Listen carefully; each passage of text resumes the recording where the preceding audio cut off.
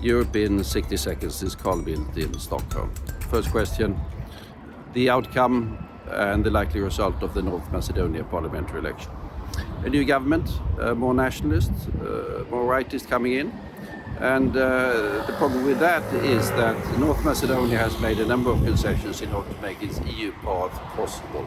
First concessions to Greece in terms of names, then a number of concessions to France, then a number of concessions to Bulgaria on minority and related issues. And the new party coming into government has got to say no to a lot of these things, and that's further complicate the EU process, which is highly regrettable because the country in substance really deserves to move forward on that process. Second question, what was the result of Xi Jinping's much celebrated tour of Europe?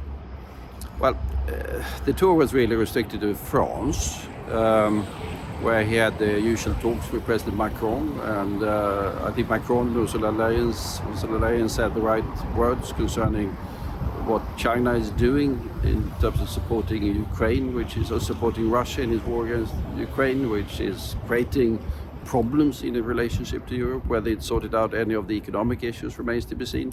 And then, of course, he went on to Serbia and to Hungary, which are much more China-friendly countries, and much publicity and new agreements of different sorts. But if you talk about the overall relationship between China and Europe, the European Union, I don't think much was changed by this particular trip.